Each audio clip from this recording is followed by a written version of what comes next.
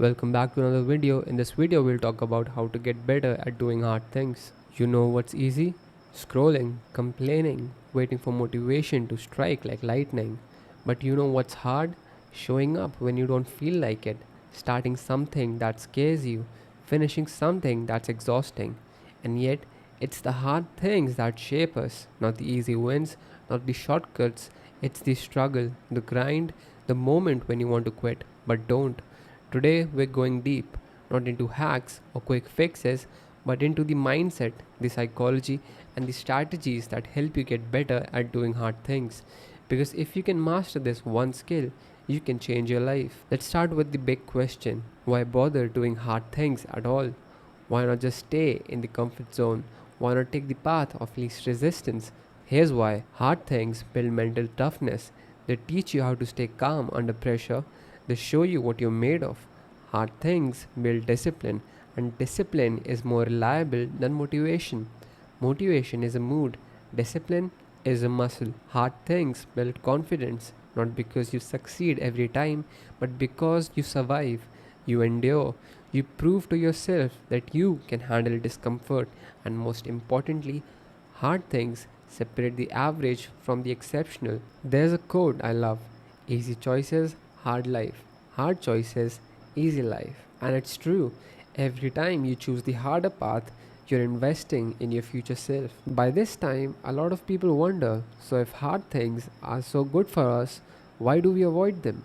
Why do we procrastinate? Why do we talk ourselves out of the gym, the project, the conversation? It's not because we're lazy, it's because we're wired for survival. Our brains are designed to keep us safe, and discomfort, it feels dangerous. Hard things trigger fear: fear of failure, fear of judgment, fear of not being good enough. Sometimes we even face success because success means change, and change means uncertainty. So we avoid, we delay, we distract ourselves. But here's the twist: the more we avoid hard things, the more power they gain over us. They become monsters in our minds, bigger than they really are. The key is to rewire our response, to stop seeing discomfort as a danger and start seeing it as growth. Let's talk strategy and how to go about it. Don't start with a mountain, start with a pebble.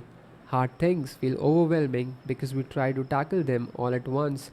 But what if you committed to 5 minutes? Want to run 5k? Start with 5 minutes of walking. Want to write a book? Start with one paragraph. Want to meditate? Try 60 seconds. This is called the 5-minute rule. Commit to just 5 minutes because once you start, momentum kicks in, and 5 minutes often turns them into 15, then 30, then a habit. Progress builds motivation, not the other way around. Here's a secret: your behavior follows your identity. If you keep saying, I am not disciplined or I am not good at this, your brain will believe you. So, what if you said, I am becoming the kind of person who does hard things? I am someone who finishes what I start. I am someone who shows up even when it's tough. That shift in identity changes everything because now every action becomes proof of who you are becoming. You're not doing the task, you're reinforcing the identity, and that's powerful. Let's be honest, hard things suck. They're uncomfortable, frustrating, they're messy, but that's the point. Growth lives in discomfort, so instead of resisting it, sit with it. Feel the frustration, the fear, and the boredom, and then keep going. Use mindfulness, label the discomfort. This is fear, this is resistance, this is growth. Don't fight it, observe it, and move through it. Routines are tasks, rituals are sacred.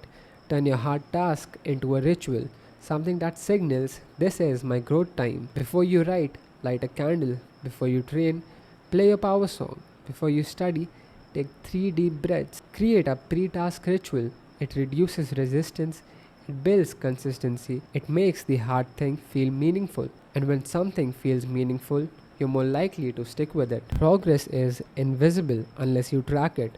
You might be growing, improving, getting stronger, but if you don't see it, you'll feel stuck. So track your wins, use a habit tracker, write in a journal, reflect weekly. Ask yourself, what hard thing did I face this week? What did I learn? What am I proud of? Celebrate the small wins.